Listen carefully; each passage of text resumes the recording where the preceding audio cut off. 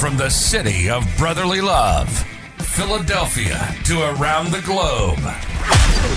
You're listening to Shark Bite Biz, your exclusive place for business strategy, sales, marketing, and tech in the roaring 20s. And now, here's your host, David Strausser.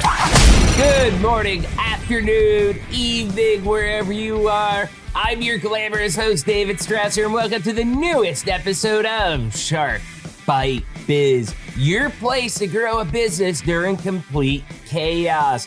We got an excellent episode slated for you all today. Something I think you will all appreciate as sales. I mean, it's the foundation of every single thing that we do. Sales is critical, even if you're not a salesperson. Selling your idea, your vision, whatever it may be, it is critical. You have to have basic sales skills though. First, remember, if you're watching us on YouTube, support us. Okay, you can join the channel for only $3 a month. That gives you the title of Baby Shark, and there's some perks there. There's also some cooler perks if you join at some of the higher tiers, but $3 a month, that's nothing. Help us, it goes towards this show. But you can also go to deadhousecoffee.com, use the code SHARK, that gives you 20% of your coffee order, and all those proceeds directly support us producing the biggest, best, most glorious show that we can actually do. So let's get back to today's show. Like I was saying, we have a really good show scheduled today, as we have one of the foremost leaders in healthcare, life sciences, and innovation really just joining our podcast. And today's episode is going to be heavily focused on selling with excellence and the power of networking. In fact, today's guest and myself, we kind of found each other through the power of networking, as we are both members of the Forbes Business Development Council. So we noticed, like, hey, we've been on a couple executive panels together. We share similar thoughts. We started talking then, interacting on Twitter. One thing led to the next. Now he's on the show. And we're going to be talking about those types of things, as well as, again, why selling is an essential skill for all business people, you know, especially for those who aren't in sales itself. It's an amazing interview. I think you're going to love it. So who is today's guest? Oh, so glad you asked. Kirk Barnes.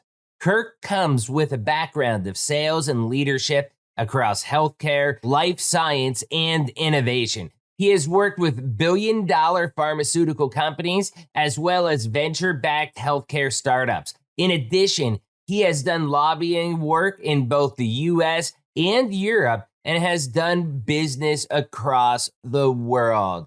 This dude here, he is he's exactly what business development is. He's an amazing individual. So I'm going to shut up now. Let's just bring Kirk on in here.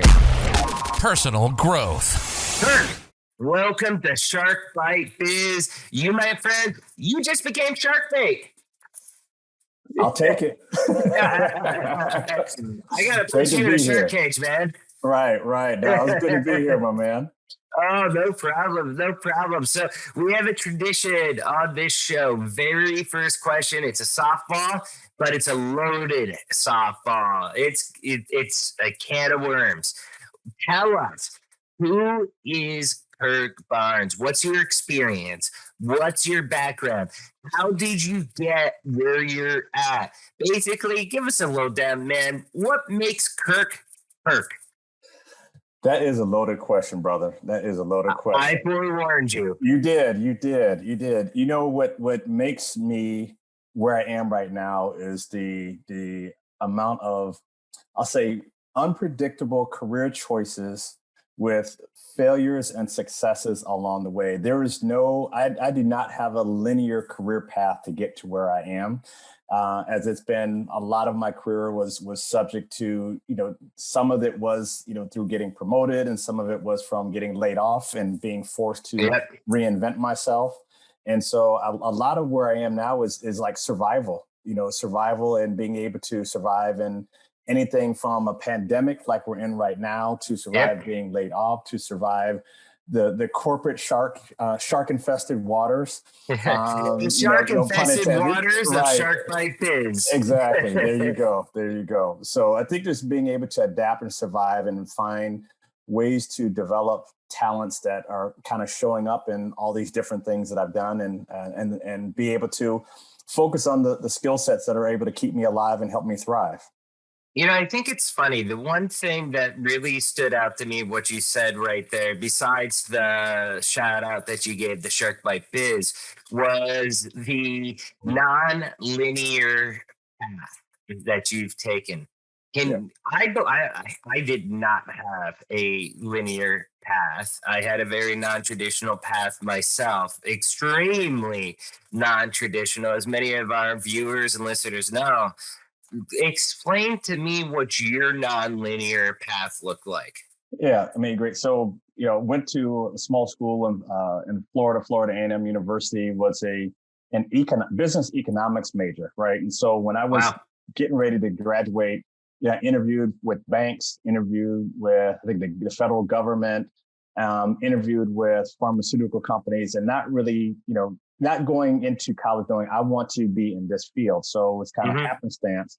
I ended up in the pharmaceutical industry, and didn't know that it was at that time, coveted industry. People fight to get in it.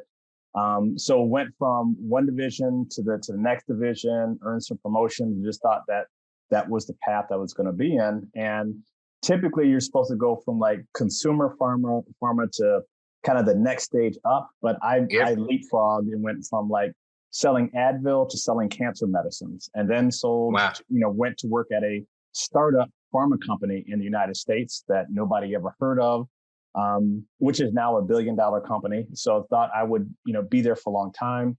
Went through getting laid off and let go, and had no idea what I wanted to do next, and ended up at a nanotechnology startup that was a spinoff out of Northwestern University. So first of all, I couldn't even really spell nanotechnology, let alone know what it was. But then you're the person that's working with Bill Gates to get all those little robots flowing through our bloodstreams, aren't you? No, can't claim that one, brother. Can't claim that one. There you go. This video just got demonetized. Exactly. Right. So even just getting in that job, it was through some networking that landed. Great experience. Venture backed. We were owned by one of the wealthiest families in Chicago at the time. But then, in spite of everything going well, our funding dried up and the doors closed with 3 days notice.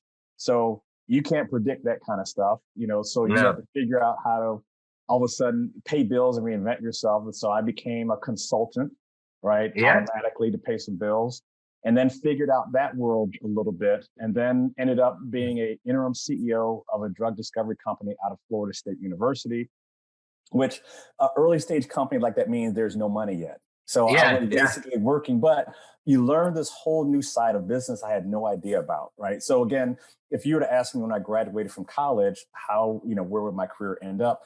I couldn't have predicted any of these places, right? And then the opportunity at Florida State brought me to one of the oldest incubators in the country associated with Georgia Tech. And so I ended up being on staff there, working with startup companies and learn the whole innovation and lean startup and all that kind of good stuff. And then end up raising money to launch the first healthcare technology program there. And then from there, I kind of saw this big gap in terms of really great technology and founders that have no idea how to sell and really articulate what they do to people that want to give them money. And that's what I started building my business around. There's a couple other things here or there, but like I said, that career path makes no sense whatsoever. I don't know about you, man. The only thing I got out of that was, holy cow, man. You've been through everything. You're successful. Man, the scars are But proven. Scars are proven. yeah, yeah. And But getting there. looking, yeah, hindsight's 2020. In the Right. moment, you were probably sweating bullets, freaking out. But when you look back, I mean, it's got to be like, holy darn, like I did a lot and I did a lot of good.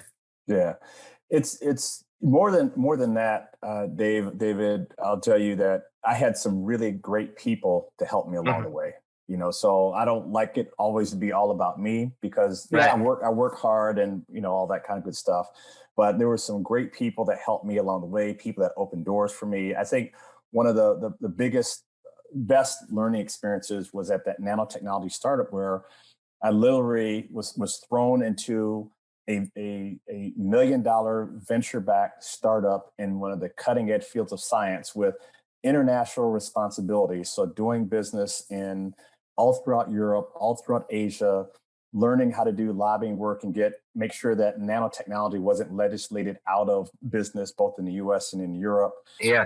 Learning different cultural, how to do business with people in different cultures. So all those things, were just trial by fire, man. I mean, you just Yeah. figure stuff You out. had a lot of learning on the go. You got that right. You So got that right. let's dig a little bit deeper into that because we're in a pandemic and we do have a lot of small business owners that listen to the show to where they have to wear multiple hats and they do have to learn trial by fire. I mean, what do you think was the key that kind of got you through that? What drove it for you so that when you came up to a roadblock, you just didn't give up? I mean, you're like, oh, roadblock, let me go get a monster truck and drive right over this. Right, right. I think I'll tell you, it stems from the first time I got let go Mhm. during my time at Takeda. And I remember thinking I was well networked. You and I both Mhm. have, how we got connected through this Yeah. Forbes network. And at that time, I'd say 80% of the people that were in my network all worked at the same company. So then when I got let go, one, you find out very quickly the people, especially in a leadership position, the people that are your work friends aren't your true friends. So you go through that whole experience, right? Because you can't do anything for them. No, Right, no, you're right, kidding me. right. So, so going through that, but then I remember saying, I will never put all my eggs in one basket. And no matter where I go, I will make connections and stay connected with people. So every obstacle, like you said, that I got, the first thing I did is look at who can I reach out to that might be able to help me with this instead of trying Yeah, to tackle it myself. So the first problem usually started with a phone call and also reciprocating and helping other people. But doing that time and time again helped me overcome these tremendous roadblocks. Like, how do you get to know the minister of education in Thailand? I have yeah, no idea, but they're responsible for part of the business that I have to build. So right. it just, it ultimately comes back with people and learning how to fine tune my people skills. Yeah, that really interesting what you're saying. I mean, one of the things that I'm hearing out is you had problems. I think there's so many people that I've worked with where it's like, I hit a roadblock. Yeah, this isn't able to move forward. This is dead. Whereas I I can tell you and me are the same way. I mean, yeah, eventually there may be a roadblock that it's like, yeah, this is unsurmountable. There's no way that the Secret Service is going to allow me in the White House to have dinner with the president. Okay. Right, right. But but for most problems, there's roadblocks that you can overcome that takes time, dedication, creativity. And it sounds like you just went out instead of saying, hey, this is dead, we can't move this forward, to I'm going to find out how to do this and work every single angle I can. Is that Yeah, accurate? absolutely. Absolutely. I mean, you're in, survival mode and I mean, let's just be real, crap happens that's beyond your control, whether your company goes to layoff or your big customer goes out of business. And you can either just take that pile of what and just have Hmm. to eat it, Or you put it to the side and he's like, you know what? I can find something else to eat. I can go out here and you start to learn how to survive and make things happen. And obviously there's a lot of underlying things that go into it, right? So you can't be lazy. You got to work hard. You can't be an a-hole. You can't treat people poorly. Right. But on top of that, there's a little bit of method to the madness that I really believe that nobody's ever truly starting from scratch. And if you develop some core relationships, and people trust you and they know what you're capable of, and you have something to offer, and you've given a little bit back, those are things that you can make some withdrawals there, right? You made some deposits, but make some withdrawals and that's important right there. You just can't keep taking. You get every time you're hitting someone up, it's only because you need something. Eventually, that door is going to get shut.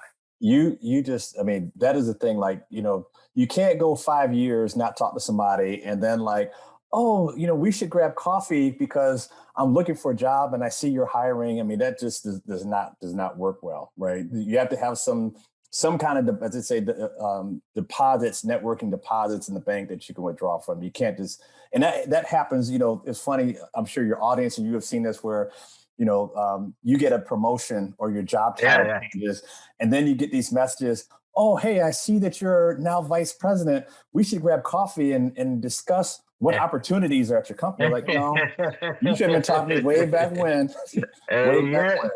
No, exactly. And I see things like that happen all the time, especially between my real job, the podcast, and everything.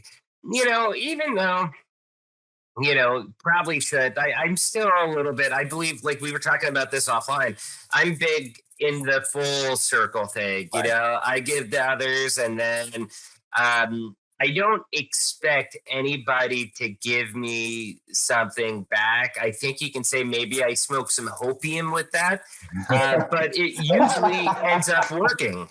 Right. So what's your company now? I mean, we talked about your whole background.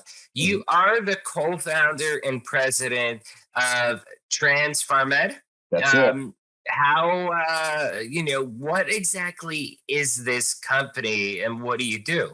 Yeah, so great question. So the short answer is that we help accelerate the sales cycle for digital health and healthcare innovation products, right? So healthcare, you can sell anything, but then selling in healthcare is a whole nother beast unto itself, right?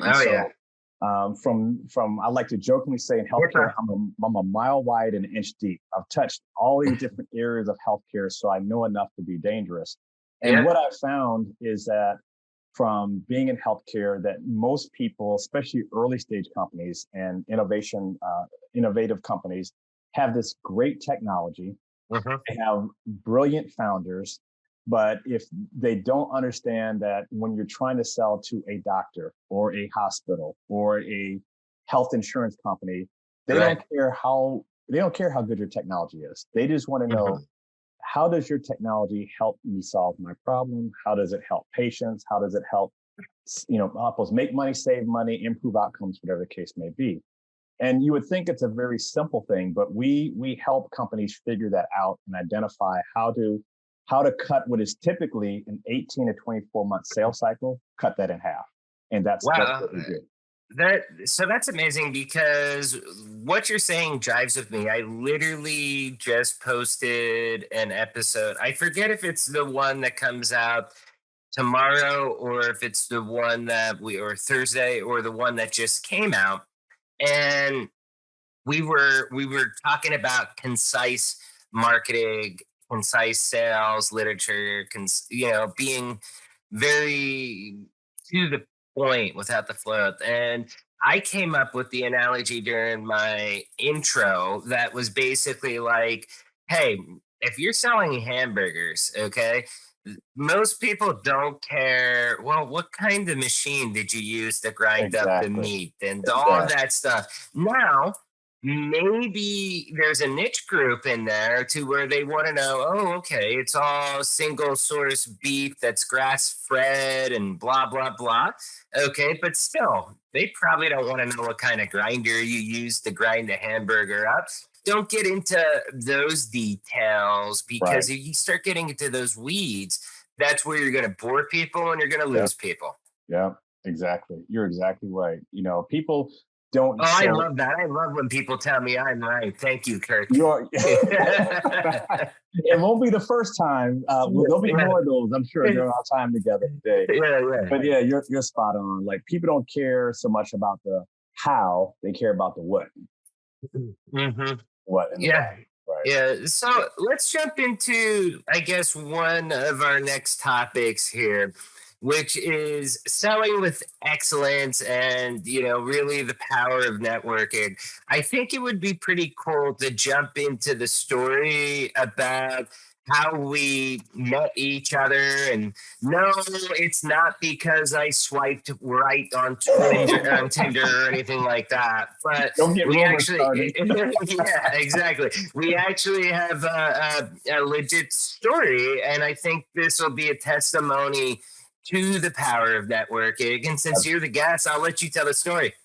Yeah, it's we talk about the story and how different worlds come together. I mean, 6 months ago, even 6 weeks ago, 6 days ago, we didn't formally know one another, but at Mhm. certain parts in time, you and I both were, and I think it's something to be proud of, right? We both Yeah. were accepted into the Forbes Business Development Council Yep. and all that entails. And I think, you get that accolade and you're like, okay, this is cool, but I really don't know what next and how I'm going to hmm parlay this into something else.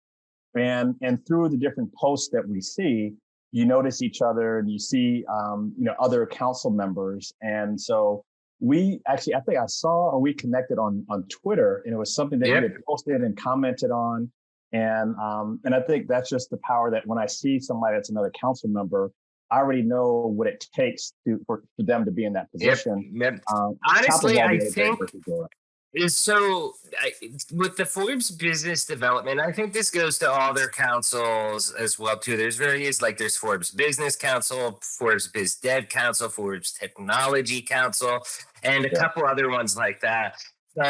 Basically, I guess there's two main type of articles that come out. I think there might be three with their blog posts, but there's two main ones that we directly contribute to.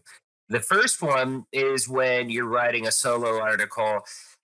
Everybody on the show knows about mine because it just came out a couple weeks ago, and I've been blasting it on every single episode, trying to get 10 million views on the article. But the other one is that they do council post discussion. So what they'll do is they'll ask a general question, Mhm. and you have all these business experts like Kirk, myself. We go in there, we answer, we discuss it. They select the best ones. It could be as low as five, it could be as high as 20 or 25, depending on the topic. Right. And then based off of that, they're going to give you all of these different point of views, like a round table on a specific topic.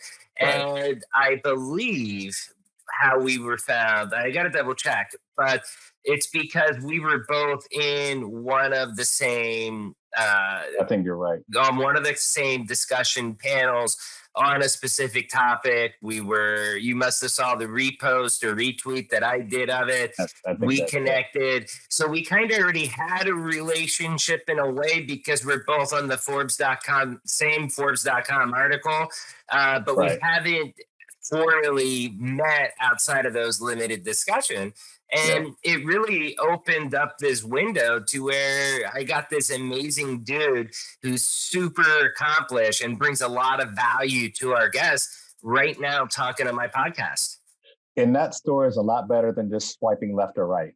Yes, it is. Yes, it is. Yes, you're exactly right. You're exactly right. And again, that's the thing. You never know where these accolades and opportunities are going to present us with unique opportunities. And again, reciprocity, great people like yourself to even invite me to be a part of your your podcast and the family here. So it's really a blessing to be here. Yeah, Thank you for allowing me into the waters. Oh, no problem, no problem. I'll make sure that you don't get eaten alive. Right, thank you. Thank you. So with this, okay, well, we're on the networking topic. Why do you think networking is a needed skill for all business people? Because some people think, hey, only salespeople got to network because they got to go hunt and find customers. But that's not true. Everybody should be networking. No. In fact, I think networking is one of the hidden skill sets that helps people of commensurate backgrounds and caliber separate one from the other, right? I mean, I remember even looking at people within an organization, the people that get promoted, the people that get the looks. It's not, and it's not about this person has the most success or created the best tool or whatever the case may be. It's based upon the decision of who knows you, who likes you, and who trusts you. And the people that you have a relationship with that are in decision-making abilities, they're going to go with the like or known entities. And that's just human nature. So again, if you're going to buy a car, and there's somebody that you know versus somebody you don't know, and it's the same car, who are you going to buy from? The person you know. Person you know. And what I had to learn the hard way is that, hard work and keep your nose down, and you just do that long enough, you're going to be successful. That's a load that I believe for a long time, because that's maybe a qualifier that gets you a ticket to the dance. Right. But it's getting to know all the people that are in decision-making positions. As one of my mentors was saying, it's a saying like, to know who's wearing your T-shirt when you're not in the room, because that's where a lot of decisions are made when you're not around, and they're asking and say, hey, we think, we got to give this contract to somebody, or we're going to make the next VP of engineering. Who do you want to be in that position? Oh, well, I know David. He's been here a long time. He's a good guy. We play golf. I know his family. Then the next person says the same thing. Well, what about Kirk? Well, Kirk's a hard worker too. But I don't really know Kirk that well. Does he golf? And it's all those little nuances that go into how well people know you, they like you, and they trust you. And the more you do that through networking, that's how a lot of decisions are made. It is not always equitable across the board. Sometimes it works against you. Sometimes it works for you. But more times than not, if you learn how to connect with people, and part of that connection, and let me be clear, is giving first before you start receiving. No, absolutely. Before you reap, right? I mean, so I'm a very personal type person. All my relationships are personal. Very, very few transactional only type relationships. If it is a transactional relationship, it's probably with a car salesperson. But that's about. I had a big rant on that a few episodes ago, so it's a throwback to that moment. But excuse me. But it's going to be, whether it's my own team, whether it's a manager of mine, whether it is a customer, some random.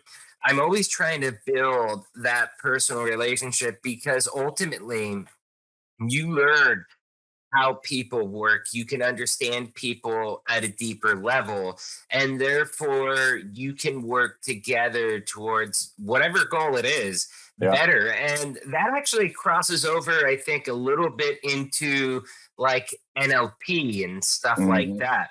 And it's funny because one of my best friends, she's been on the show, one of my first couple episodes, her name's Shiny Burku. So she's like Tony Robbins' protege. She shares a stage with him. That's how big she is anymore.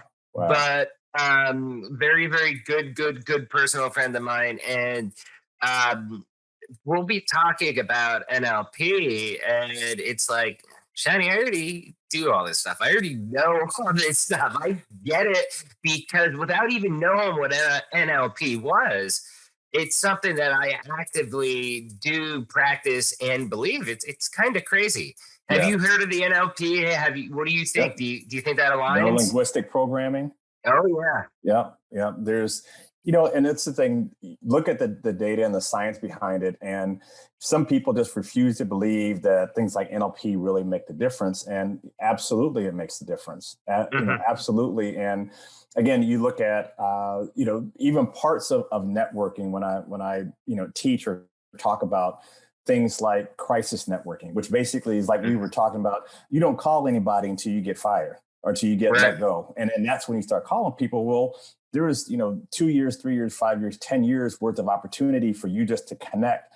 You're not saying that you got to invite me to your kid's bar mitzvah or birthday party. But it's Actually, just hold on. Actually, you do have to invite me to your kid's bar mitzvah. I've never been to a bar mitzvah. That's actually a bucket list item. So if you want to invite me, please, I'll come with the whole family. We'll wear a mask. We'll social distance. I want that experience. Okay, sorry, go ahead. That makes two of us. So you're exactly right. Yeah. But you're exactly right. That is where people don't realize that, you can't wait until the what hits the fan before you start trying to network, because people know automatically the only reason you're talking to me because you want something from me.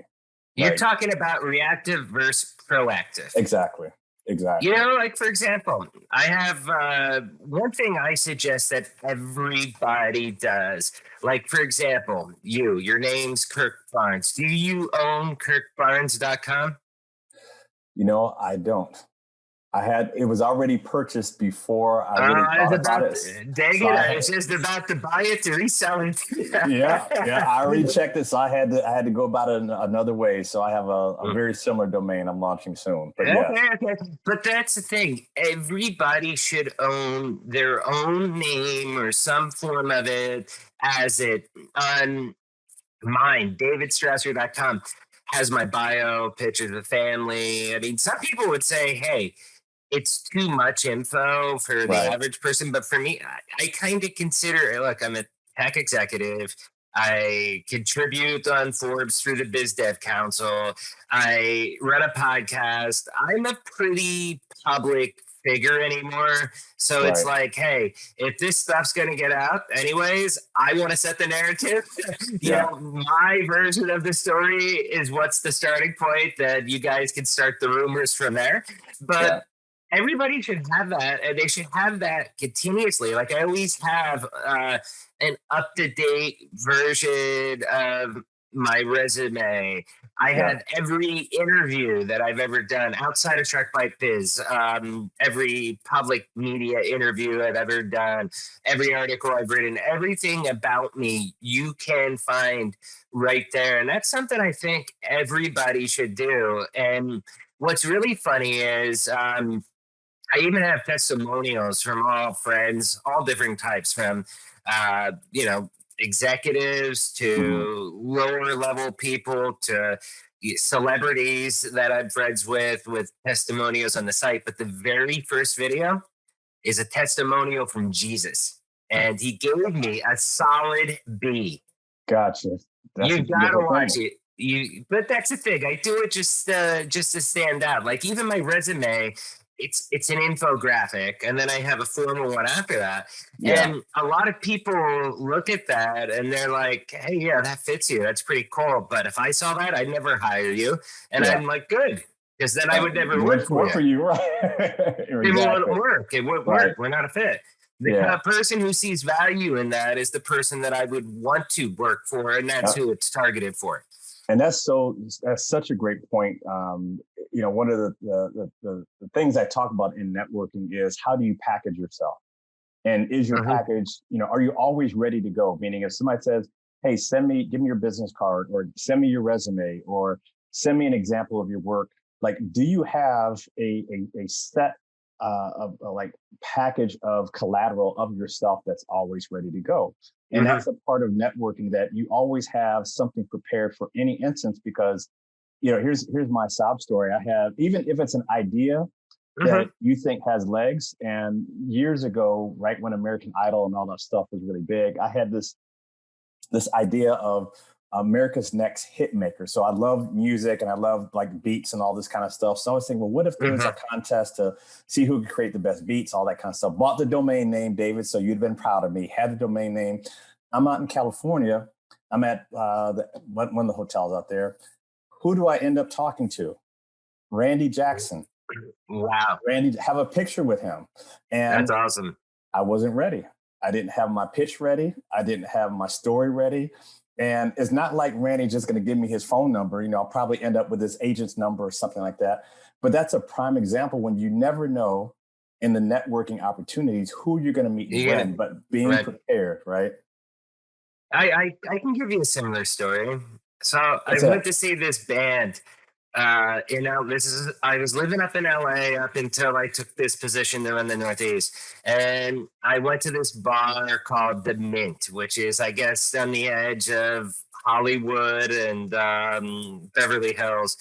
And it was for a band called the Boxmasters. Mm-hmm. Little did I know. You know who the lead singer of the Boxmasters is? I have no idea. Billy Bob Thornton. And so I got to see Billy Bob Thornton, but then while I'm there, I got to meet Slash. I got to meet Ron Jeremy, of all people. I got to meet the kid from The Sixth Sense that sees dead people. And I'm hanging out with one of my legends, a dirty old porn star, and the kid that sees dead people, like literally sitting at a table, slinging down drinks with them all night just to go backstage afterwards to meet Billy Bob Thornton. And I was starstruck, blown away, because Armageddon, Goliath, his show Goliath on Amazon Prime just came out, and it was like after the first season, and we're there. And it's so funny because if you look at the commercial for this place, when they're showing Billy Bob Thornton then backstage, right there I am meeting with him, shaking his head, talking for like 10 minutes. But hindsight, I don't think I'm ever going to meet Ron Jeremy again if he gets out of jail, or anything like that. I mean, to me, that was a huge missed opportunity as far as the music, because I'm big into music. I got playing guitar, stuff like it was a missed opportunity in that respect, but I still had a total blast, and it was a dream come true. I mean, how many people can say that they drank with those three people together? That's incredible, man. That's incredible. That's a story to tell. Yeah, well, I just told it, man, on the podcast. So let's get into. We do got to get wrapped it up. So I want to get into one last final question topic with you. And I have a lot of comments on this myself too. But why is selling an essential skill for all business people? Again, not just for sales. Yeah. So great question. And, when I speak to companies and give workshops, and especially talk to founders and engineers and all those folks are there, and I ask the room, who here is a salesperson? And of course, there's usually one poor sap like myself that raises their hand. And I'll say, wrong. You all are salespeople, because no matter where you are, if somebody says, tell me about your company, that is your cue to sell the company, right? So do you want to be the person, I work with TransPharMed, I'm an engineer, it's just what I do. Or are you saying, hey, we help people, that otherwise, may take 2 to 3 years to get their product into, hospitals or pharma companies. We do it in about a year. We've worked with some phenomenal people. We work with the leading, global pharmaceutical companies in the world, the best technology, et cetera, et cetera. So the selling part is really, what can you say that engages people and asks them and gets them to say, tell me more, right?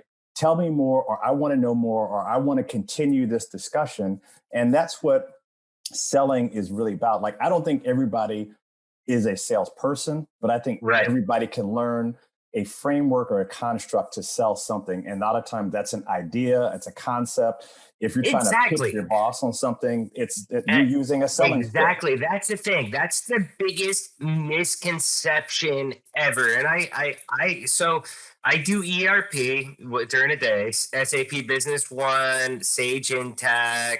So what I tell my consultants, because they're very technical, they're non-salesy people, And it's like, dude, you are always selling. Like when Yeah. you're doing these implementations, you've got to sell them on the vision, Right. on what you're pitching, on this blueprint or this strategy. Right. You're always selling. You're looking for a job.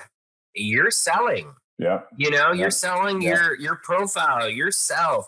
Yeah. You sell so much. And I think once people get that embedded in their heads that no, I am not a sales rep, I'm not doing this for a living, but I do know how to sell and I understand basic sales philosophy, they're Yeah. going to be able to be so much more successful in life because they're going to be able to convey a much clearer, precise Yeah. message and get their idea across the room. Yeah. Yeah. And I think the art of selling, and I think it's unfortunate, almost like networking, right? When people hear networking, they're like, oh God, that's meeting people, going to conferences, selling. Oh, that's like used car salesman or snake oil salesman. It's really just getting people to see your perspective and want to buy in and take action, right? And I think, who are some of the best salespeople? Kids that are trying to convince you why they should go to McDonald's or why they should get this new toy or something like that.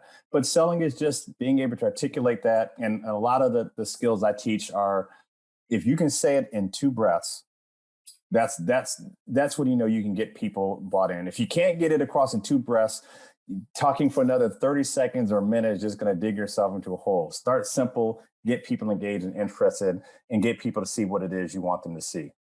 Oh yeah, definitely. I think just to wrap up with the fact that people talk too much, and I remember recently, I'm looking for a sales rep, East Coast for Sage Intact, actively hiring, and we got a resume that the person technically was qualified. We were looking for somebody a little bit greener because, I mean, I'm the youngest GM that they have in the company by far. ERP is an old school industry. So they're looking for someone that's going to be closer to my age bracket. Not saying that we won't hire older. I've interviewed plenty of older people, but we're looking greener that I can personally mold to turn into a superstar like I was.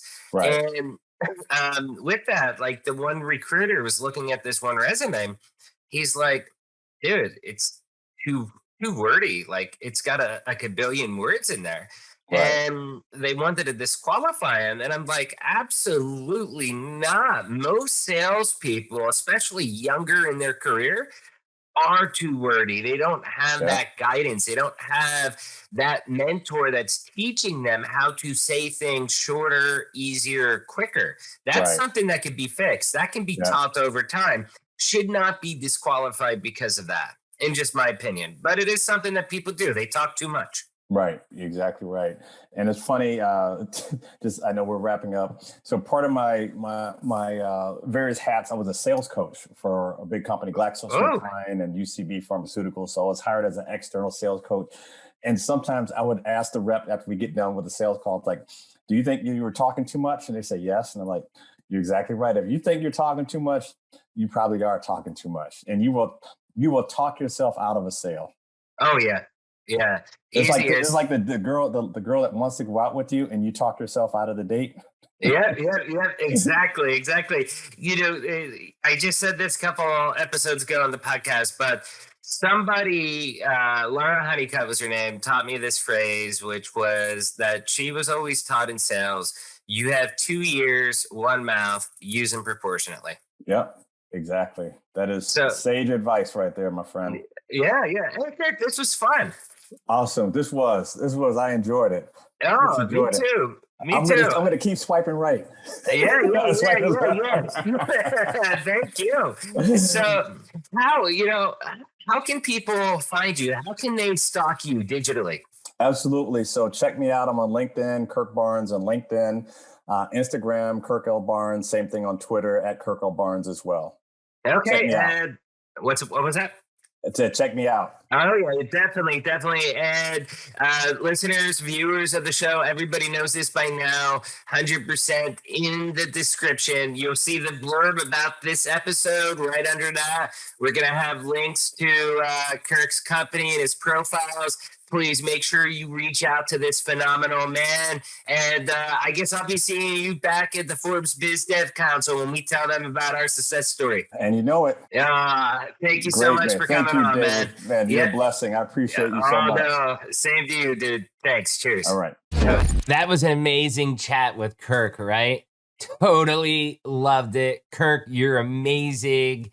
First, though, you all know the routine. If you found this interview helpful, if it sparked those warm and fuzzies, do me a favor, hit the like button, hit the subscribe button, or if you're on a podcast network like iTunes, Spotify, or any of the other ones out there, hit the follow button, whatever it is. Like, follow, subscribe, leave a comment. That helps. Give us your feedback. So that way more people like you can find this show and we can just create this awesome, community of business-minded folks. Now, if you really like Kirk's interview, do us a solid. Share this out on LinkedIn, share it out on Twitter, share it on Facebook.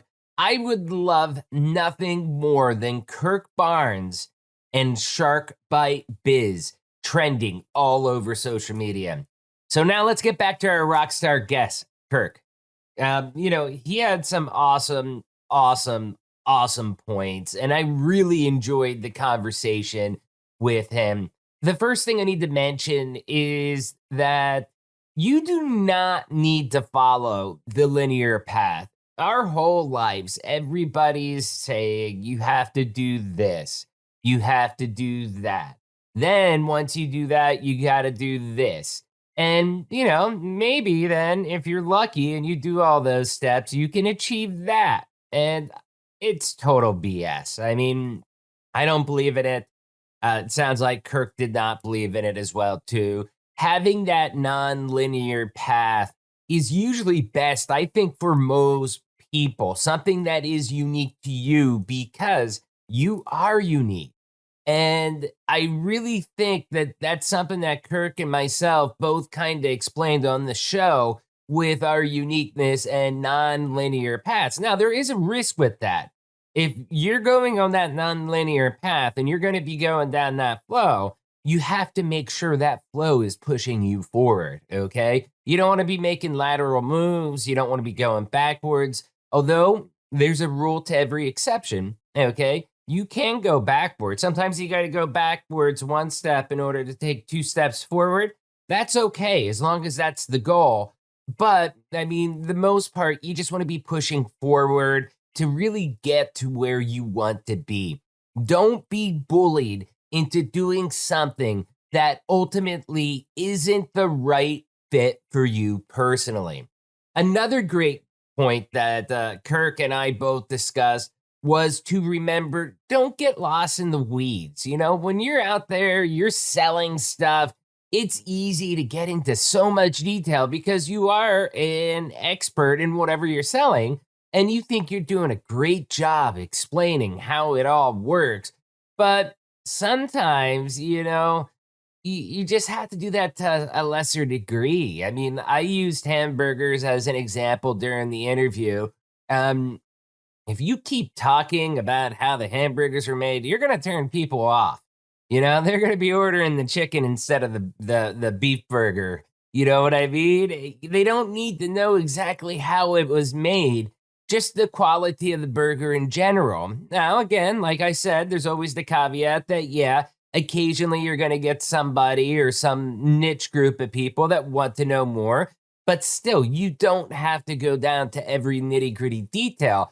Too many salespeople, and not even just salespeople themselves, too many people, okay, when they're trying to sell something, whether it's an idea, maybe you're an engineer and you have a great idea for a product. Obviously, you're not a sales rep, you're not in sales, but you're trying to convey that idea to your boss to sell the idea. You get too much into the weeds sometimes, and that's how you end up killing your own deal.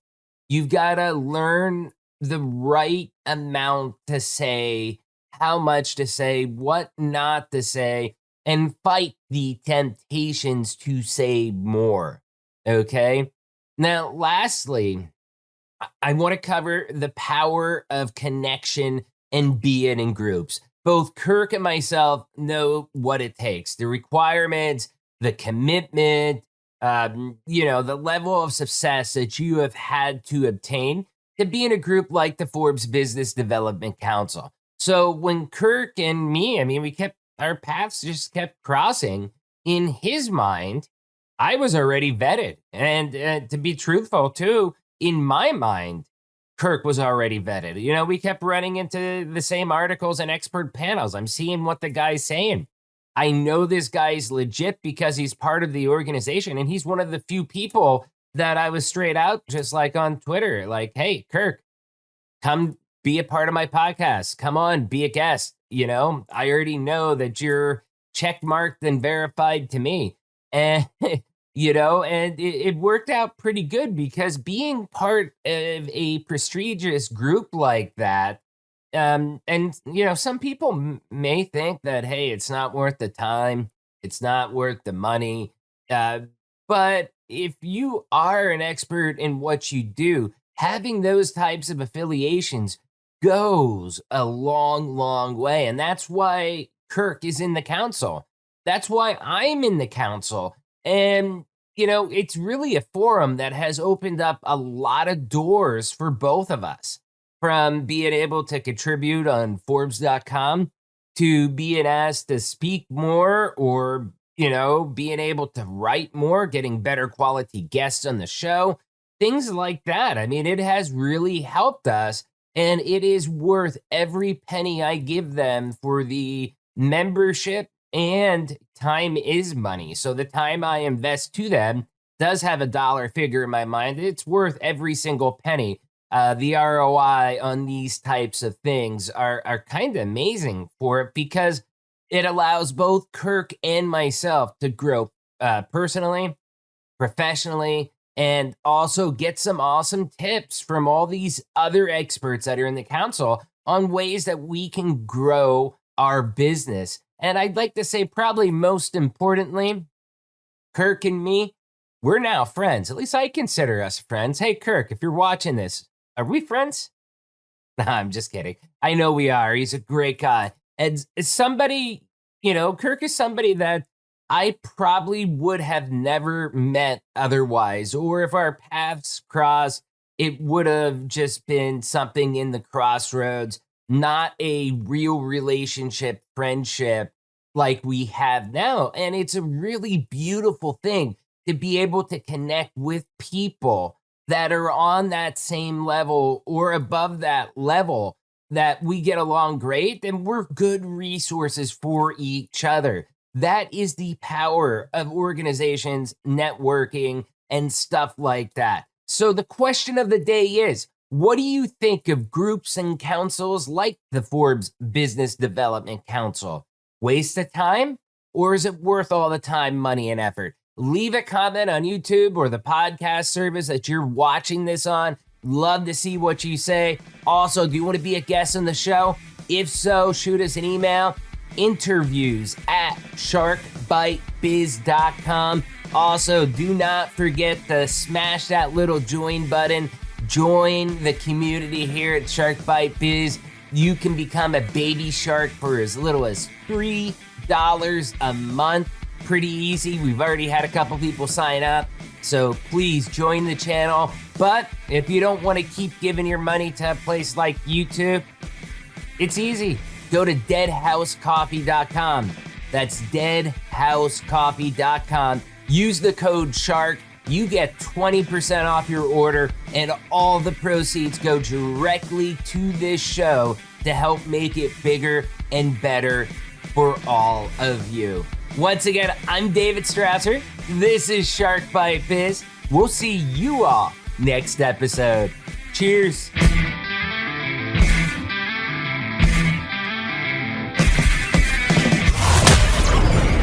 Thank you for listening to Shark Bite Biz. We hope you got some insightful info from this podcast. Be sure to subscribe to us through your favorite podcast app and visit us on the web at www.sharkbitebiz.com. How has business changed for you in the 20s? Email us at podcast@sharkbitebiz.com so you can join us and share your story.